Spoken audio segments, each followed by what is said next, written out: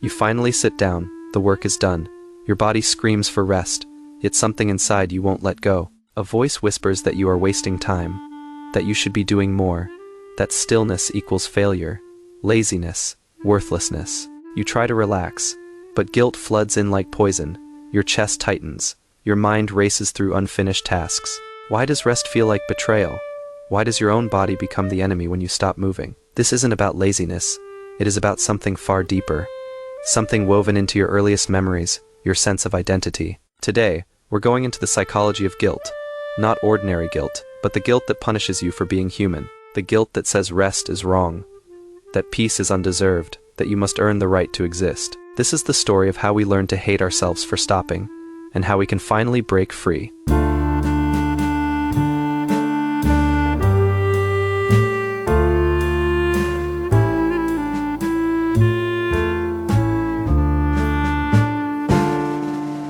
Picture this. A child comes home with a report card. Straight A's, perfect scores. Their parent barely looks up. Good, they say, but you could have done better in math. The child's smile dies. The lesson sinks in deep. Good is never enough. This is where it starts. Not with dramatic trauma, but with quiet, relentless messages about worth and value. You learn early that love is conditional, that approval must be earned, that your existence requires constant justification. Fast forward 20 years. You are an adult now, successful by most standards, yet you can't sit still without feeling wrong. The child who needed validation through achievement still lives inside you, screaming that rest means abandonment, failure, invisibility. Psychologists call this productivity shame. But it is more than shame. It is a fundamental belief about your right to exist. You weren't taught that you have inherent value. You were taught that value comes from output, from work, from never stopping. So when you rest, you are not just taking a break. You are questioning everything you were told about who you are, and that is terrifying. There are several reasons people feel guilty when resting, but 3 patterns emerge consistently, like pillars holding up a temple of suffering. Understanding these pillars means understanding the architecture of your own mental prison. Let's examine each one closely. The first pillar is the most insidious. It is the belief that work equals self-worth. From your earliest days, you absorbed a dangerous equation. Your worth as a human being equals your productive output. When you brought home good grades, you were praised. When you helped with chores, you were valued. When you were busy, you mattered. But when you played, when you daydreamed, when you simply existed without performing, you became invisible, unimportant, maybe even a burden. This programming runs deep. It is not conscious thought.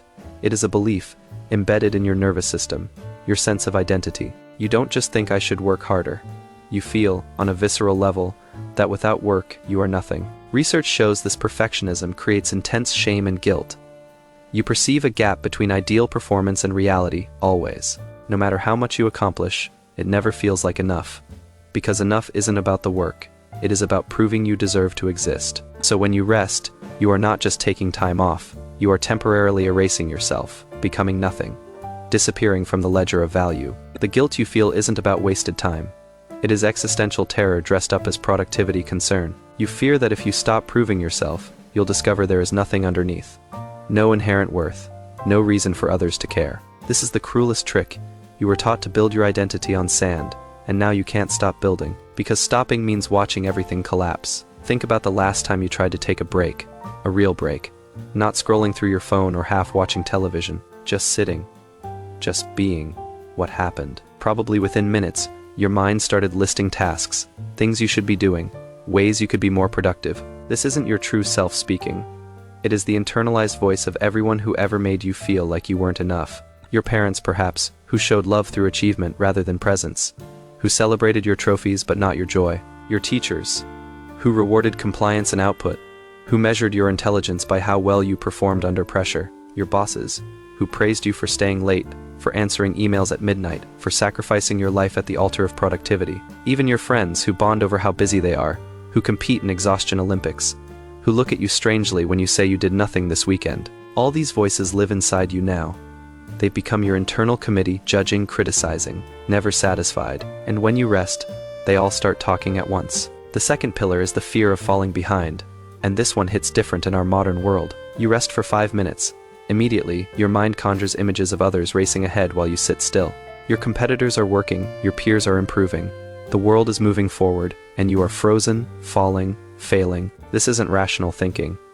It is primal fear, the terror of being left behind, abandoned, forgotten. In prehistoric times, being separated from the tribe meant death. That ancient panic still lives in your nervous system today. But now the tribe isn't a physical group. It is everyone on social media, everyone in your field, everyone you compare yourself to. You see their highlight reels, their achievements, their endless hustle, and you feel like prey being stalked by your own inadequacy. The irony? Rest actually makes you more effective. Studies prove that breaks improve focus, creativity, and long-term performance. But your brain doesn't care about studies. It cares about survival.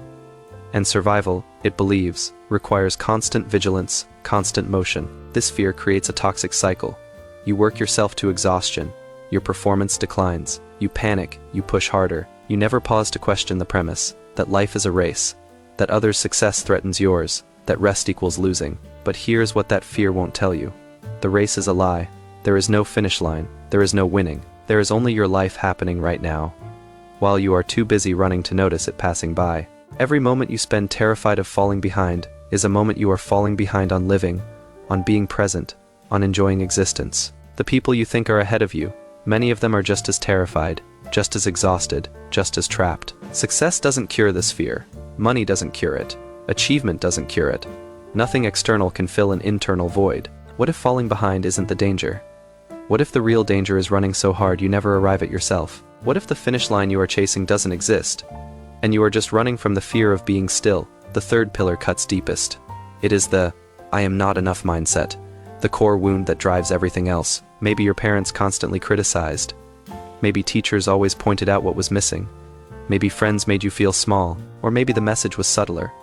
A sigh when you entered a room, a comparison to a sibling, a silence where praise should have been. Children don't analyze these moments, they just absorb them, and they conclude, "I am not enough, not smart enough, not talented enough, not hardworking enough, not lovable enough, not worthy enough of rest, of peace, of existence." This belief becomes a lens through which you view everything.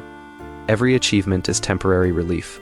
Every rest is confirmation of your deficiency. You can't enjoy success because you are waiting for someone to discover. You are a fraud. You can't relax because you haven't earned it yet, and you never will, because enough isn't a destination. It is a moving target designed to keep you running forever. The adults in your life might have had their own wounds. Maybe they pushed you because they were pushed, trapped in the same cycle. But understanding origins doesn't erase the damage. You are left with a mind that attacks you whenever you are not productive. A mind that says love must be earned, that worthiness is conditional, that you must constantly prove you deserve to take up space. This mindset creates what psychologists call toxic productivity. You are not working toward goals. You are running from the feeling of being nothing. And every moment of rest forces you to face that feeling. Think about it. When was the last time you felt genuinely good about resting? Not guilty, not anxious, just peaceful. Can you even remember? Or has rest always carried this weight? This sense that you are doing something wrong. Your personal history matters, but you are also living in a culture that weaponizes rest against you. We worship productivity. We celebrate hustle. We treat burnout as a badge of honor rather than a warning sign. Scroll through social media. Everyone is grinding, building, optimizing. If you are not monetizing your hobbies, you are wasting time. If you are not side hustling, you are falling behind. If you are not constantly improving, you are basically dying. This isn't ancient wisdom. It is modern capitalism dressed up as self-help. The idea that your value equals your economic output. But here's what they don't tell you. The system needs you exhausted. Tired people don't question, they just comply. Rest is rebellion. Stillness threatens the machine, because when you stop moving, you start thinking. You start asking why you are running, where you are going, whether any of this actually matters. And those questions are dangerous. They lead to people opting out, slowing down, choosing peace over profit. So the culture responds with guilt. It makes rest feel wrong, selfish, lazy. It ensures you police yourself. You become your own oppressor. No external force needed. You've internalized the message so deeply, you do the work for them. Studies show that workaholism spreads through social learning. You watch parents sacrifice themselves. You see managers glorify overtime. You observe colleagues answer emails at midnight, and you learn, this is what success looks like. This is what good people do. But what if good people are just wounded people, running from pain they never learned to process? Consider the language we use around rest. We call it downtime. As if being present is somehow less than being productive. We say we're doing nothing. But existence isn't nothing. Being alive isn't nothing. Breathing, feeling, experiencing isn't nothing. We apologize for relaxing. I know I should be working, but I am just taking a quick break. As if rest requires justification. We frame vacations as something we earned through suffering. As if joy and peace aren't human rights, but rewards for good behavior. This language reveals our sickness. We've forgotten what it means to simply be human. We've reduced ourselves to productivity machines. And machines don't rest. They run until they break. Then they get replaced. Is that what you want, to run until you break? To treat yourself as disposable? Your mind might rationalize constant work, but your body tells a different story. One of exhaustion, illness, collapse. Chronic stress compromises your immune system. Lack of rest leads to anxiety, depression, cardiovascular disease. Your body isn't designed for perpetual motion. It needs cycles, work and rest, effort and recovery, tension and release. When you deny these cycles, you are not being disciplined. You are engaging in slow-motion self-destruction. Psychologist Catherine Esker explains that while productivity gives temporary dopamine hits, constant motion leads to burnout and anxiety, that brief satisfaction from checking off tasks. It is not worth the long-term damage to your mental and physical health, but you keep chasing it anyway, because the alternative, facing the emptiness you fear, feels worse than the exhaustion. This is the trap. You are so afraid of what you'll find in stillness, you choose suffering instead. You choose the known pain of overwork over the unknown territory of rest. The devil you know. Meanwhile, your body screams louder. Headaches, insomnia, digestive issues, your cells begging for mercy. Yet you interpret these signals as weakness. More evidence that you are not enough. More reason to push harder. What if these aren't signs of weakness? What if they're signs of wisdom? Your body trying to save you from yourself. Your body knows what your mind has forgotten, that you are an animal. A biological organism with needs and limits. You need sleep, you need nourishment. You need movement and rest in equal measure. You need connection, play, stillness. These aren't luxuries, they're not rewards for good behavior, they're requirements for survival. But somewhere along the way, you learn to override these needs, to push through fatigue, to ignore hunger, to sacrifice sleep for productivity. You learn to treat your body like an obstacle to overcome, rather than a home to cherish. And now your body is breaking down. Not because you are weak, but because you've been treating it like a machine. Here's the cruelest irony. Rest makes you more productive. Breaks improve performance.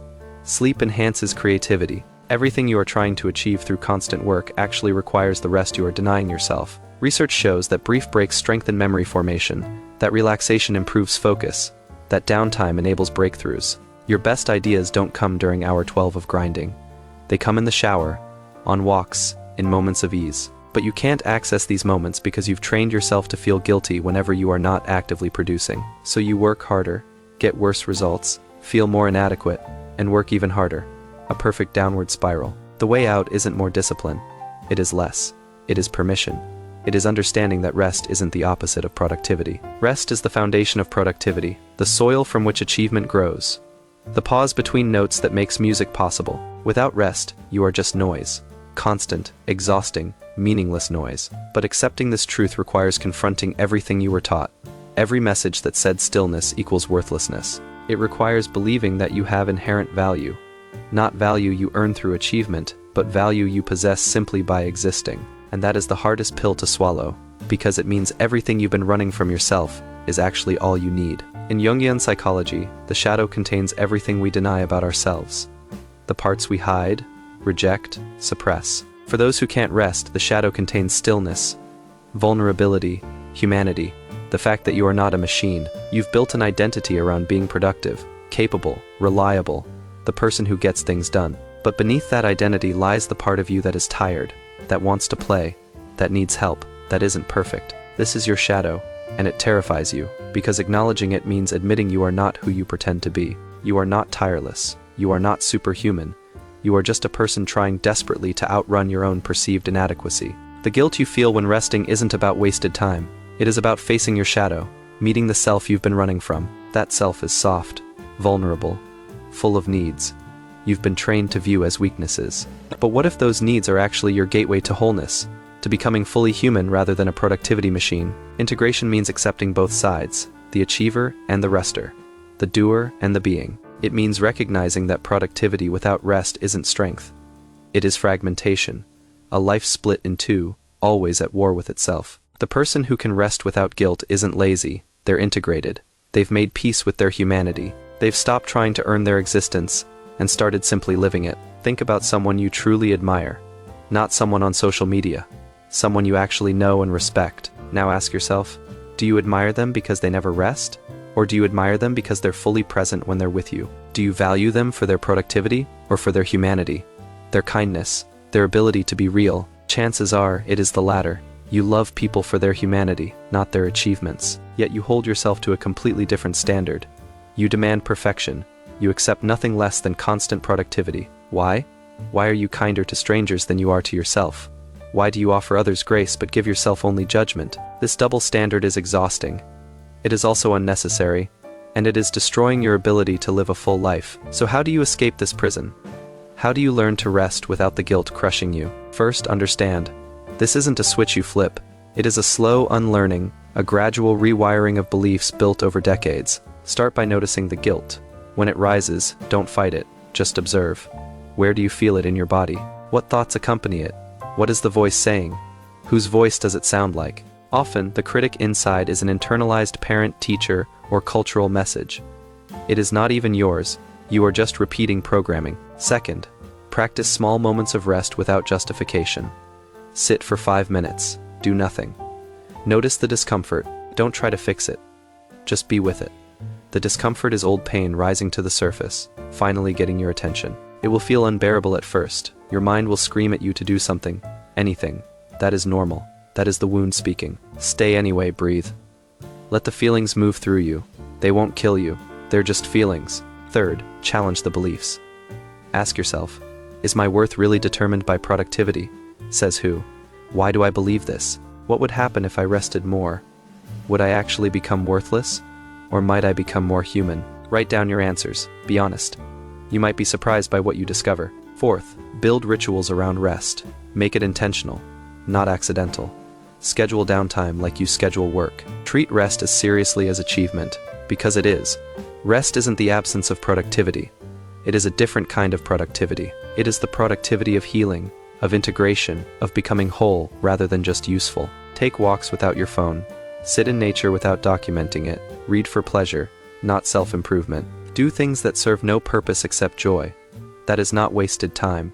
That is the whole point of being alive. Fifth, find allies. People who value you beyond what you accomplish.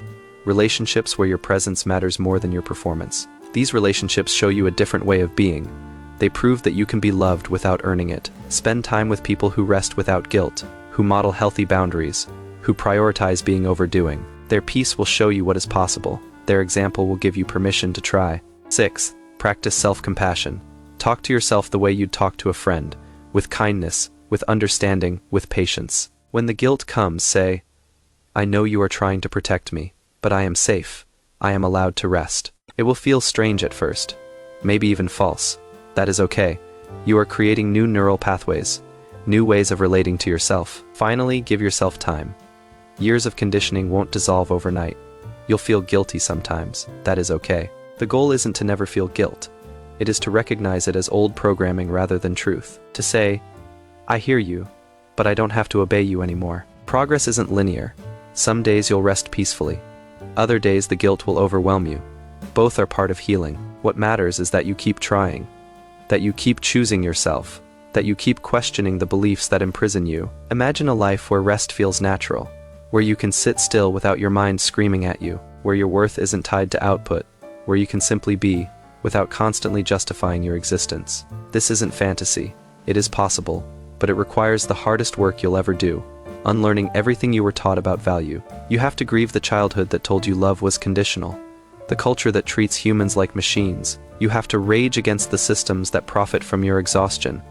And then you have to forgive yourself for all the years you ran, for all the times you chose work over wholeness, for believing the lie. That forgiveness opens a door to rest, to peace, to a life where productivity serves you rather than the other way around. You might still work hard, but you'll work from fullness rather than emptiness, from choice rather than compulsion. And when you rest, you'll rest deeply, without guilt, without the voice that says you are wasting time. Because you'll finally understand, time spent being human isn't wasted. It is the whole point. The work exists to support your life. Your life doesn't exist to support the work. This reversal changes everything. Suddenly, Rest isn't rebellion. It is basic respect for yourself. And guilt isn't wisdom. It is just an old wound pretending to be your conscience. You'll start noticing moments you would have missed before. The way sunlight hits your coffee cup, the sound of rain, someone's genuine laugh. These moments don't appear on your resume. They don't increase your net worth. They don't make you more successful, but they make you more alive, more present, more human. And isn't that what we're actually chasing? Not more productivity, not more achievement, but the feeling of being fully alive. The tragic irony is that we sacrifice aliveness in pursuit of success. We trade the present moment for a future that never arrives. We postpone joy, postpone rest, postpone life itself, always waiting for the moment we've finally done enough to deserve peace. But that moment never comes. Because the problem isn't that you haven't done enough. The problem is the belief that enough even exists. There is no amount of achievement that will make you feel worthy, no level of productivity that will silence the critic inside. The only way out is through the guilt, through the fear, through the old beliefs that no longer serve you. On the other side of that journey, you'll find something you lost long ago yourself. Not the productive self, the real self. The self that existed before you were taught to earn your existence. The self that knows how to rest, to play, to simply be. That self is still there, waiting, under all the layers of conditioning, under all the guilt and fear and striving. And when you finally meet that self again, you'll wonder how you ever lived any other way. So here is what I want you to ask yourself. Not tomorrow, right now in this moment. What would your life look like if you believed you were enough? Not enough if you accomplish more. Just enough as you are. If rest wasn't something you had to earn through exhaustion, but something you deserved simply for being alive, what would change? What would you do differently? What would you stop doing? More importantly, what are you afraid you'd discover about yourself if you finally stopped running? Because that fear is the key. It is the lock on your cage, and facing it is the only way out. You don't have to answer now, but carry the question with you. Let it work on you slowly. Let it crack open the armor you've built around your worthiness. The armor that is actually a prison. And when you are ready, when the exhaustion finally outweighs the fear, you'll put down the burden you were never meant to carry. You'll rest, not because you've earned it, but because you are human. And that is enough. It has always been enough.